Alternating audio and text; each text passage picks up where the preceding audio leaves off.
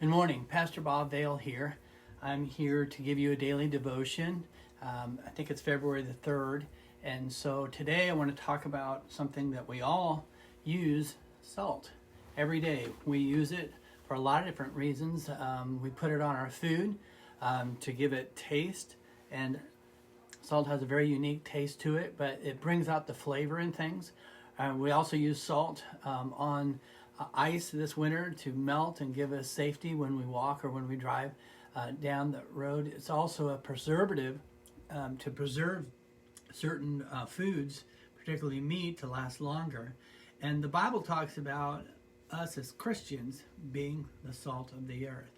And when we think of people who are the salt of the earth, we think of people who are good, honest, humble, meek, and they always do the right thing. There's a person in our church, Roy Gropp, who I believe as a teacher for all his life and as a committed Christian, that he was indeed the salt of the earth. Jesus said this in Matthew chapter 13. He said, "You are the salt of the earth. But if the salt loses its saltiness, how can it be made salty again? It is no longer good for anything except to be thrown out and trampled by men." And so we are to be the salt of the earth, to make a difference in the world. If we see something wrong, we are to make it right. We are to make the world a better place by our Christian walk.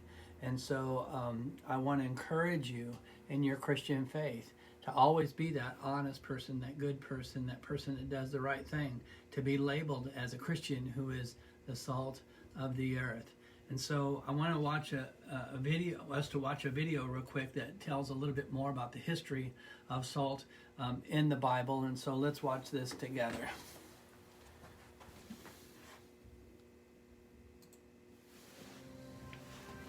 You know, I find it so interesting that so many phrases from the Sermon on the Mount have made it into our everyday language.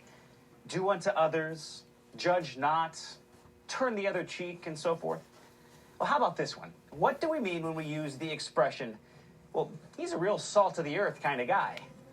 Well, we mean that he's simple, honest, humble, hardworking, and trustworthy.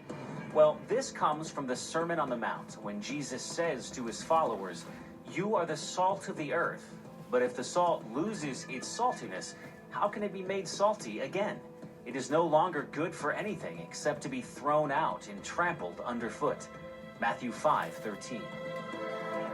Jesus here was using salt as a metaphor. In the ancient world, salt was a vitally important commodity. It was used for everything from seasoning and preserving food to bartering and ceremonial offerings. Salt gave taste to everything it touched. Nearby Magdala was known to everyone in the Galilee region, a town where salt was a vital part of life. Now, salt would have been a special metaphor for people living in the region familiar with the town of Magdala.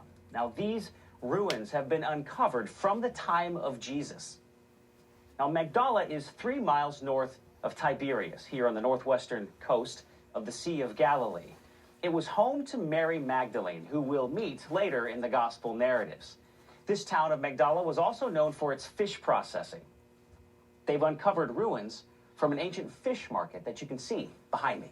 Fish harvested throughout the Sea of Galilee were hauled up here to the town of Magdala. In fact, you can even see an active archaeological dig exposing where these fish were hauled. Now, they were processed and preserved with salt for transportation throughout the entire Roman Empire.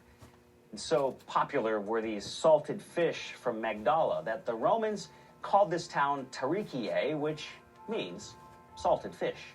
So now, when you hear someone use the term salt of the earth, you can impress them with your knowledge of this ancient backstory. So you've got that going for you, which is nice.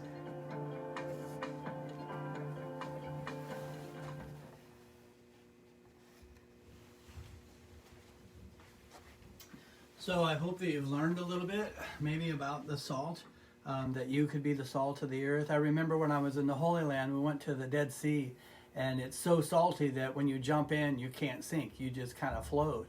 And on the shore, the water keeps hitting up against the shore and creates these huge blocks of ice. I mean of salt that looks like ice. And so you can use that, I guess, for any salt purpose that you need. But so the lesson of today is be the salt of the earth, as Jesus asked us to do. So have a great day, and I look forward to seeing you next time I see you. God bless.